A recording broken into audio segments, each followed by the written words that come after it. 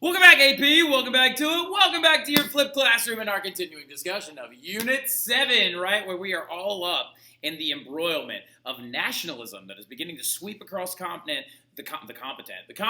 of Europe during the late 1800s, right? So we were now in that back half of the late 1800s. We are still all up in the 1800s, which is probably the most boring 100 years of AP European history, but it's okay because we're going to push through it, we're going to get it done, and we're going to get after it, right? The big thing about it, though, is we're going to pick up right where we left off in class, talking about the growth of nationalistic fervor throughout the continent and its biggest causes, right? And we're basically talking about like how this is going to lead to different fracturings and how it's going to be not just for nation states, but also for smaller groups of people desiring their own nation state, and how nationalism was also going to help lead to this concept called self-determination, right? Self-determination we'll talk about a lot when we get into the political unification of Italy, all right? But let's not keep this flip too long in terms of time. Let's go ahead and get after it a little bit and pick up right where we left off in class, talking about how liberal reform under new conservative leaders is going to help actually push nationalism forward, right? So we left off talking about how Napoleon III is going to come in as a conservative leader of France, and he's going to use a liberalized platform to actually encourage allegiance to the nation state of France, right? He's going to usher in universal suffrage. He's going to create work and job opportunities using the Haussmann reforms. He's going to limit tariffs and allow the economy to boom. And the other big thing that we need to understand about Napoleon III is he's politically very reactionary, right?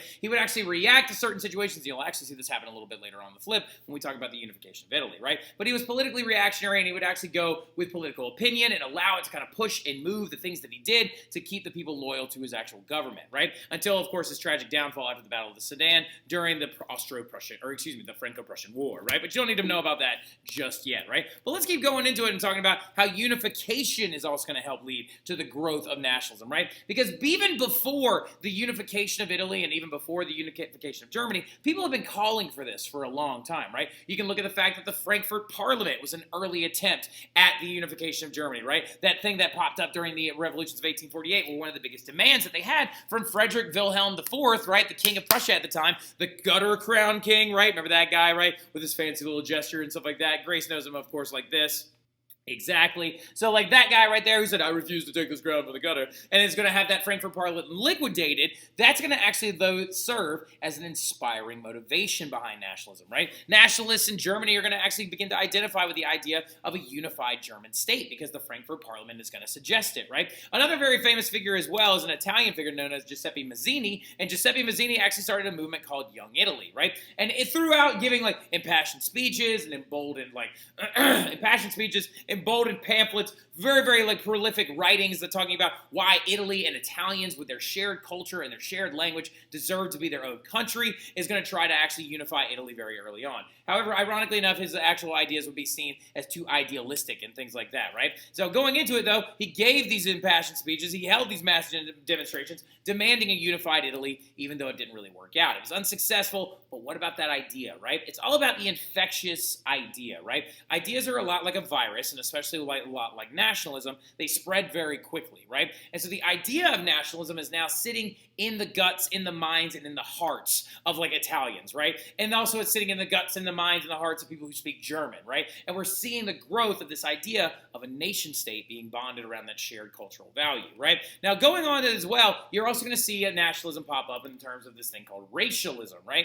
Racialism is the feelings of superiority of a race, right? Now really quickly, you have to understand that racialism and racism are two different things, because I'm putting up here positive and negative. I just need you to know that racialism and racism are different things, right? Racism is the idea that your race is superior in every way to others, and then you should use violence to suppress the other ones, whereas racialism is trying to get to the idea of the feelings of superiority of your group, right? Above others, and not in a violent or like anti-way, right? So one of the ways that you could see this actually as being like a positive force is actually in the pan-Slavic movement that's going to be happening in the 1900s, right? So just talking about what we're getting at, how, of course, Penelope knows that song and stuff like that like the Slav life song or whatever. But going into it, you need to understand that these countries right here are the ones that would identify with Slavic heritage, right? Slavic heritage is mostly in Eastern Europe. They're mostly Eastern Orthodox Christians. They use a completely different alphabet. Their language dialectical sense is very, very different.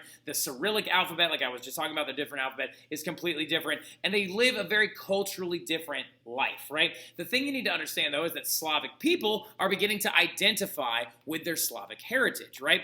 And this is going to lead to this is going to lead to a movement known as Pan-Slavism, where a lot of Slavic people and a lot of Slavic countries, a lot of Slavic groups are going to begin calling for their own countries, right? The nationalism amongst these individual groups of Slavs is going to grow very, very heavily. However, they were controlled by others. Most of these people were actually controlled and dominated by other groups of other countries. For example, Austria-Hungary, actually with their new dual monarchy as of 1867, is going to control many of places like Serbia, Bosnia, Croatia, all full of Slavic people, right? Another big one is the Ottomans, who control places like Bulgaria, and don't tell Romanians they're Slavic because they don't believe that. So now because they have a Latin-based language. But also they control places like Bulgaria, Macedonia, Albania, and areas like that as well, right? So what's going to end up going on, though, is that Russia is going to enter in as a heavy supporter of these nations during World War I and leading up to World War I, and also leading to them fighting wars against people like the Ottomans, right? Like they're going to fight wars against the Ottomans and try to actually make it so the Ottomans retract their lands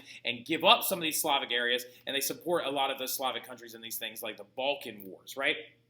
Now, going into it, though, as well, you need to understand that there is a massive negative to racialism, and that is, of course, the growth of anti-Semitism that was going on in the late 1800s as well in Europe. Now, anti-Semitism, what it is, you need to know, because, of course, everything that we're about to talk about is a lot of hot-button issues in the modern-day era, right? So the anti-Semitic movement that is going on, that is a negative of this idea of racialism, is the idea that basically it's feelings of or showing of hostility towards the Jewish people, okay? So, for example, when you think Hitler and the Nazis, anti-Semitic, right? When you think of the ancient Romans, anti-Semitic, right? You have to understand that this movement, though, this idea of anti-Semitism has been going on in Europe for, 2,000 years up to this point, right? So it's been going on in a heavy way and has led to the segregation and terrible treatment of many different people in Jewish communities, because that's what we need to understand. Is this a new concept? No, it's not. It's been going on in European history for quite some time. But many countries, though, are beginning to move in a direction of passing laws to end that direct discrimination of Jewish people.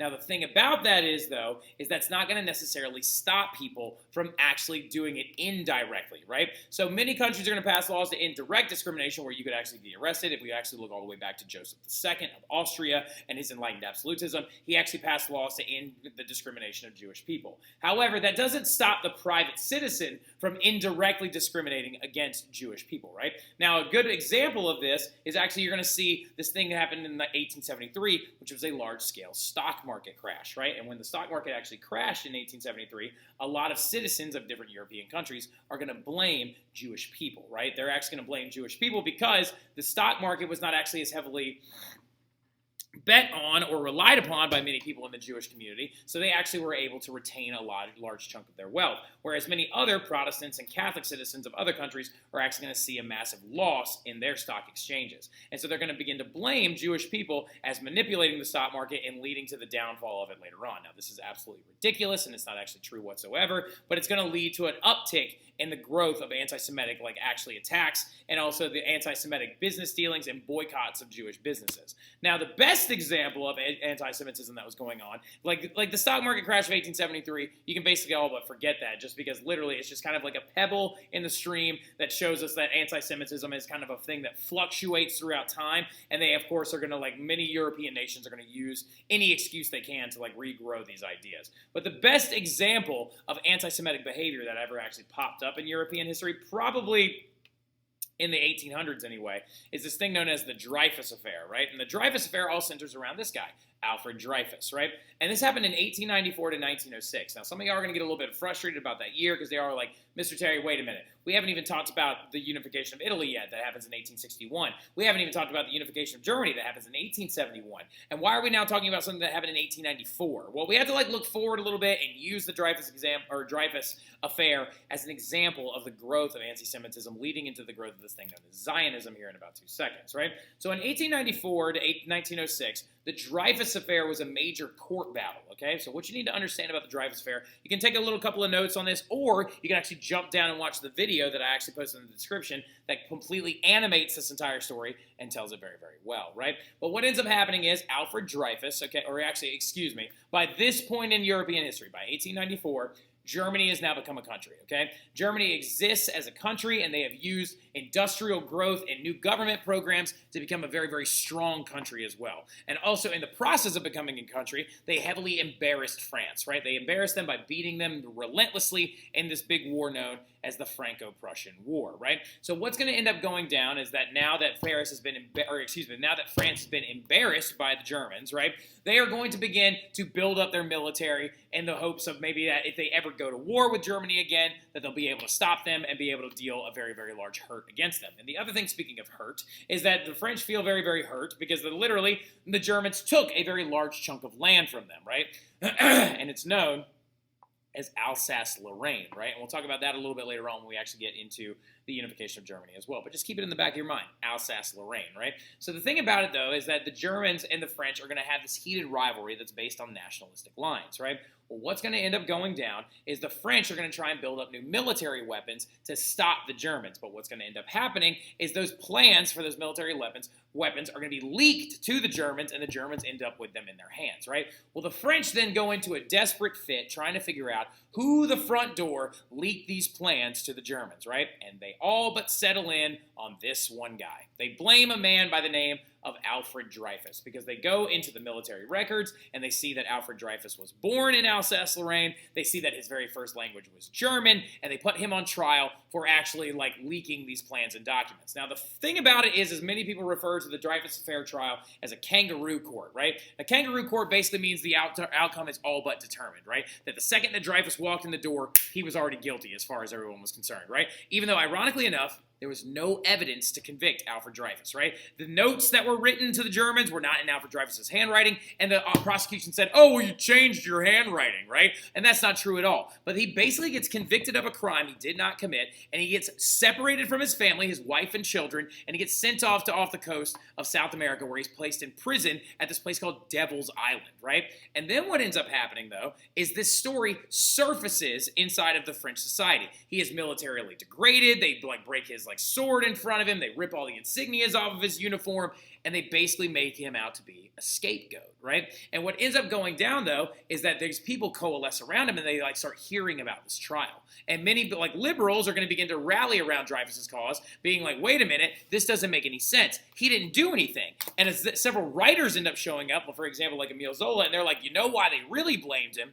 Because he's Jewish, right? And the thing about it is that what it came out to the forefront is the fact that they believe that Dreyfus was the very perfect scapegoat because not only was he from Alsace-Lorraine, not only did his first language was German, but he's also a Jewish person. So no one would get mad when they actually blamed him for the ones leaking the plans. They actually find out later on as well that it was never Dreyfus in the first place. That was actually this other guy named Esterhazy, who was actually a French nationalist who sold the plans to Germany and then literally runs away to England, right? After, of course, being put on trial and they found him not guilty and all this other ridiculous stuff. So what this whole trial is going to do, though, and the craziness of the Alfred Dreyfus Affair, or the Dreyfus Affair, it's going to lead to this entire fissure in the French government, right? And it's going to show us that we're now got two groups in the French government. You got pro-nationalistic French Republicans, and you have Catholic anti-Semite conservatives, right?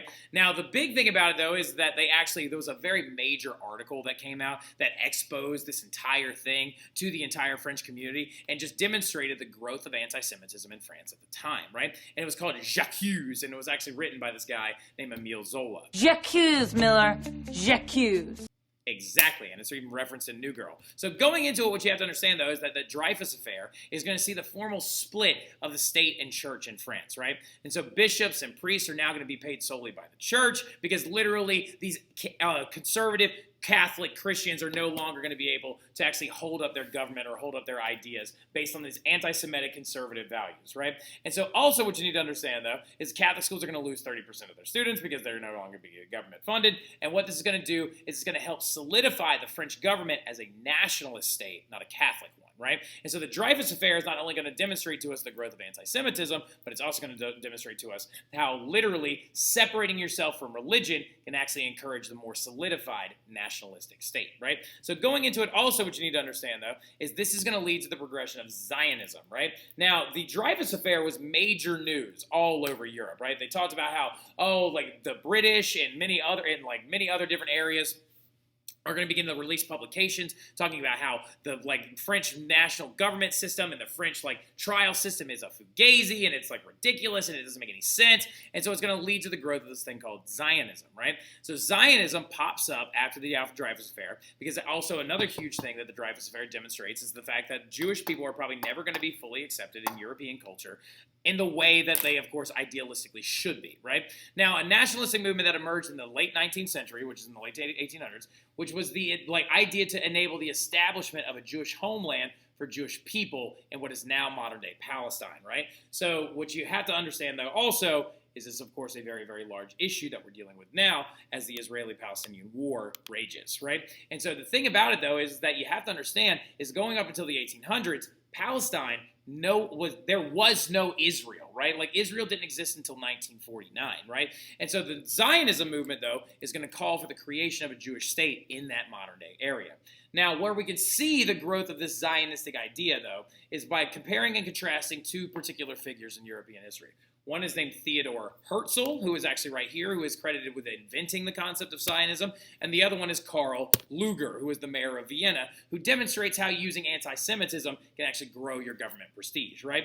Now, Theodor Herzl was a German nationalist, ironically enough, who believed in the concept of a unified Germany. He was a playwright. He actually also believed early on that all Jewish people should convert to Catholicism because it doesn't make any sense and that they're never going to be able, because it doesn't make, basically, he advocated for this because he thought that the Jewish people were never going to be fully accepted by Europeans ever, right? And so what ends up going down, though, is he actually creates the concept of Zionism when he realizes that that is also ridiculous to eradicate your Jewish heritage and the ideas of trying to be accepted by other people. And so he believes that Zionism will be the answer to anti-Semitism by creating a Jewish homeland state in Palestine near what is now, near what, of course, in the Bible is referred to as Canaan, right?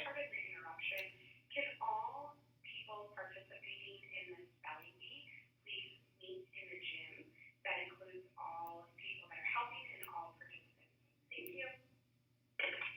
And the other guy we got to talk about as well is this guy named Karl Lueger, right? Now, Karl Lueger shows us the difference in the spectrum of anti-Semitism and then also Zionistic growth during the late 1800s. Karl Lueger was the mayor of Vienna, who used massive speeches and his anti-Semitic platform to win votes and stay in power as the mayor of Vienna, right? Now, the interesting thing about this whole thing is, though, we actually look back on his speeches and his life, and Karl Lueger actually had very close friends that were Jewish. He actually hung out and very, very much had dinner parties with people that were Jewish, right? So he didn't even really believe in the things that he was saying ardently. He just used this platform to keep getting himself elected in Vienna over and over and over again. And guess who one of his most ardent followers was? A very young Austrian artist by the name of Adolf Hitler, right? And who actually formed some of his opinions about the Jewish people while listening to Karl Lueger, who was basically making up his ideas just to keep getting elected, right? But of course, this right here, of course, is also a bill that you can actually invest to actually buy land, to support the Zionistic movement during this time period, and the Zionism movement is going to grow very, very heavily, okay? Now, going into it as well, you have to understand that Lueger, okay, is going to also do something very, a very, very other, big moment, right? Lueger is going to prevent the immigration of Russian-expelled Jewish people from Russia into Austria, right? Now, the question that you might be asking yourself is, wait, what's going on in Russia, right? Well, the thing about it is that Russian leaders, under people like Alexander III and Tsar Nicholas II, are going to try to channel the hatred for their government away from themselves and onto the 4 million Jewish people that actually lived inside of Russia, right? And they're going to do this with these things called pogroms, right?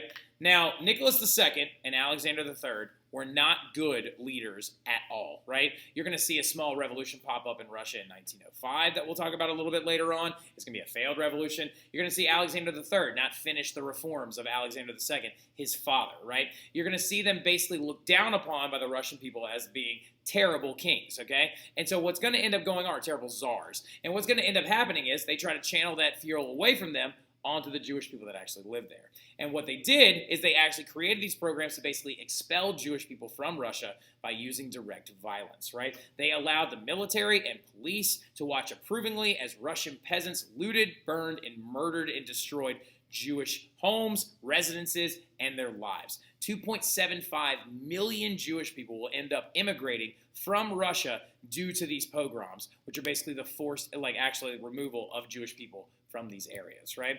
Now what's going to end up happening, though, is you're going to have a movement or a diaspora, yet again, of Russian Jews all over the continent, right? So going forward, though, you also have to understand, as we'll talk about that a little bit more in class, and how this anti-Semitic idea is going to continue to grow, and it will linger throughout European history all the way up until the 1940s, right? Now, going into it, you need to also understand, though, what we're going to be talking about when you come back into class, okay? We're going to begin to talk about the unification movements, right? So unification movements in, AP European history hinge around two particular areas, right? We got to talk about Italy, right? And don't forget Mazzini and the idea of young Italy that he had already grown and put out there. But Mazzini's ideas never actually come to fruition, right? You have to understand that Mazzini's ideas were seen as too idealistic, right? The idea of creating a unified Italy out of nowhere right now, all together, didn't really make a lot of sense because Italy was a heavily fragmented country by the time this unification movement starts in the mid-1800s after the revolutions of 1848. All these different areas were patchworks of different areas controlled by other European countries. For example, Lombardy and Venice were controlled by the Austrians. This Sardinia Piedmont was its own area. The Papal States were controlled by the Vatican. Tuscany was its own state. And the Kingdom of the Two Sicilies was ran by a cadet branch of the Spanish Bourbons, right? So, going into it, you need to also understand, though, that what's going to end up happening is, to give you a little bit of a looking forward into this, Italy is not going to have one unification movement, but actually two that are going to occur at the exact same time. One in the north and then one in the south, right? So what's going to end up going down, though, is in the north, you're going to see the growth of their unification movement there take on a very intense character underneath the leaders, Victor Emmanuel II and Count Cavour, right? Victor Emmanuel II is this guy right here who was the king of this kingdom, known as Sardinia Piedmont, right? Which was an independent kingdom in principality territory that actually exists in the modern-day area of Italy, right? Well, Victor Emmanuel II had a very, very, important figure that was his right-hand man. And it was known as Count Cavour, who was the prime minister of the Sardinia Piedmont area, okay? The original idea in the north was very simple. Just unite northern Italy, the south will figure it out, right? Because the problem with the unification of Italy was, if you look back at that map, is that Papal States area. How much land does the Catholic Church get? How involved is the Pope in politics? Because currently the Pope controls the entire middle chunk of Italy, right? That big area of the Papal States, also, if you go and attack it, you're going to bring down the fervor of pro-Catholic French on top of you. Anybody who is still ardently a Catholic country is going to want to come in and stop you from doing that, right? Now, what you also need to understand, though, is that Count Cavour, being the prime minister of Sardinia Piedmont, is going to convince Victor Emmanuel to follow the image of Napoleon III, right? Yes, sir, you may be a conservative, but you need to create a new progressive liberal state to encourage allegiance to you and to this new idea of a nation state that we have going, right? So they created a constitution, a new constitution with civil liberties. They actually increased the production of railroads and infrastructure all over Italy, and they also began to remove the Catholic Church from politics so much and try to create more of a French state, which is actually more nation state based rather than being so Catholic based, right? Also, what's going to end up happening is Cavour and Napoleon III are going to create a very large alliance, right? And this is going to actually help them advance their claims, because the problem that Sardinia Piedmont has is, if you actually look into northern Italy, Austria controls all of this area. Well, how is Sardinia Piedmont, a very small area in northern Italy, going to rid these northern territories of Austria? Well, they need help, right? And so Count Cavour and Napoleon III decide to create an alliance where Sardinia will go in and support the French during the Crimean War against Russia. Remember, we talked about the Crimean War and how it exposed the technological inefficiencies of the Russians. Well, the Sardinians come in and they said, we will actually help the French fight, and we will help beat the Russians, and we will help prevent their spread into the Black Sea, right? But only if the France actually come in and help drive the Austrians out of northern Italy, right? Which the French do originally, right? Sardinians go in, they support the French then come back to northern Italy, and they rid Lombardy, which is this area right here in the middle chunk area, of the Austrians, right? But what ends up happening is, after the Lombardy area is actually freed up, Napoleon III abandoned the fight and stopped actually invading the northern area of Italy and just went back home to France, right? And we're going to talk about the reaction and the fallout of that decision when I see y'all in class.